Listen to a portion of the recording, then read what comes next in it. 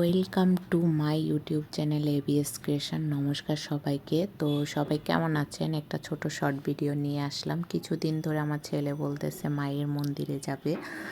তো আমরা প্রায় সময় মায়ের মন্দিরে দর্শন করতে যাই, যেটা আমার করতে খুবই ভালো লাগে। সেই জিনিসটা আমার ছেলের মধ্যেও দেখতেছে, এখন কাজ করতেছে। যাই হোক, এটা খুবই ভালো। আমি মনে করি মার কৃপা আছে বলেই তো আমরা মায়ের দর্শনে যাই। মা যদি কৃপা না করতো তাহলে আমরা শত চেষ্টা করেও কিন্তু মার দর্শন করতে পারতাম না। তো আমি আমার বাসার পাশে যেহেতু সিদ্ধেশ্বরী মন্দির, আমি সেখানে গিয়েছিলাম। আরতির আগে পৌঁছে গিয়েছি, কারণ আরতি না দেখলে না ভালো লাগে না।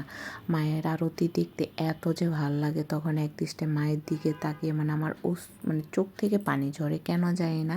মায়ের কাছে গেলে আমার এই জিনিসটা হয়, খালি চোখ থেকে পানি পড়ে। পাশে হচ্ছে যে রাধা গোবিন্দের মন্দির, আর এদিকে বাবা লোকনাথের ছোট একটা মন্দির করে রেখেছে।